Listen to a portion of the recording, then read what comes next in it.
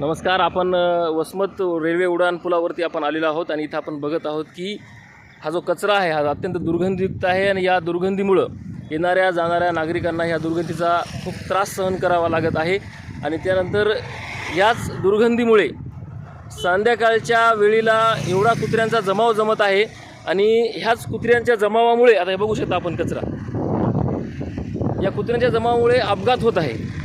आणि आता मी काल नगरपालिकेचे नगराध्यक्ष, त्यानंतर आपले उपविभागीय अधिकारी, त्याच्यानंतर नगराध्यक्ष आणि मुख्याधिकारी साहेब यांना मी निवेदन दिलेलं आहे.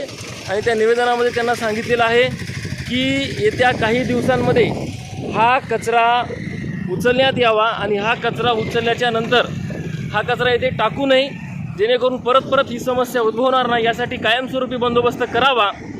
अन्यथा ह्या कचऱ्याचा आम्ही जे दररोज येणं जाणं करणारी नागरिक आहोत, ह्या कचऱ्याचा वासाचा आम्हाला कसा सामना करावा लागतो हे सांगण्यासाठी हा जो घाण कचरा आहे, हाच घाण कचरा मी टोपलीमध्ये घेऊन नगरपालिकेच्या मध्ये बसेल, तुमच्या कॅबिनमध्ये बसेल आणि हाच वास तुम्हाला घ्यावा लागेल. आणि मग तुम्ही ठरवा आणि तुम्ही मग आम्हाला अनुभव सांगा की हा वास तुम्ही किती वेळ घेऊ शकता.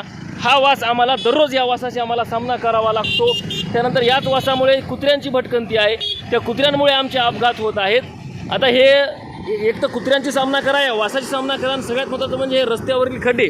हे तर रस्त्यावरील खड्डे म्हणजे हा गुत्तेदार झालं की कंपनीत एवढे निर्लज्ज लोक झालेत, यांच्या आयुष्यात शब्द नाहीत. अक्षरशः ती जीभ पडायली खाली, एवढे असं बोला वाटायला ह्यांना.